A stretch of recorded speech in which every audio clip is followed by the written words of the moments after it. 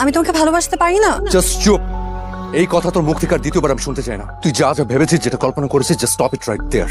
বাংলা নাটকের যারা নিয়মিত দর্শক আছেন তাদের জন্যই আমাদের আজকের এই আয়োজন।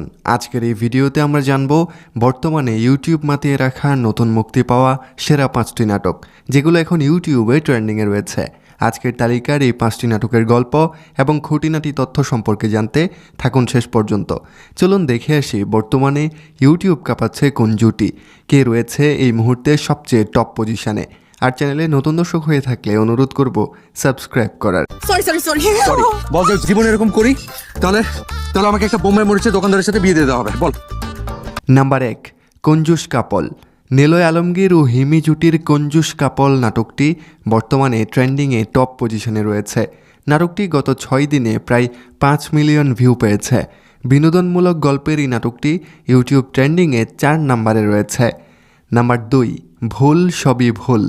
ট্রেন্ডিংয়ে এরপরই রয়েছে জিয়াউল ফারুক অপূর্ব এবং সাবিলা নূরের নাটক ভুল সবই ভুল। নাটকটি মুক্তি পেয়েছে গত 15 এপ্রিল। গত 4 দিনে নাটকটা 3 মিলিয়ন ভিউ পেয়েছে। বর্তমানে ইউটিউব ট্রেন্ডিংয়ে তার পজিশন নম্বর 5।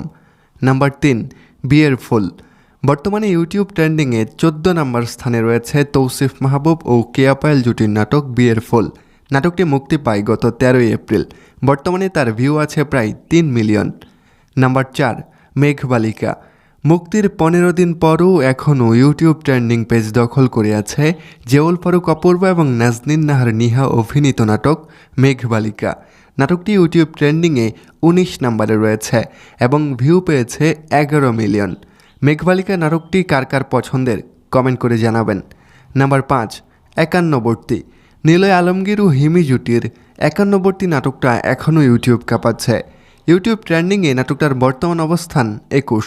নাটকটাতে এ পর্যন্ত মোট ভিউ হয়েছে 10 মিলিয়নের কাছাকাছি। নাটকটার স্টোরি লাইন, নিলয় হিমির অভিনয় সব কিছু মিলিয়ে দর্শক মহল নাটকটাকে বেশ ভালোভাবেই গ্রহণ করেছে।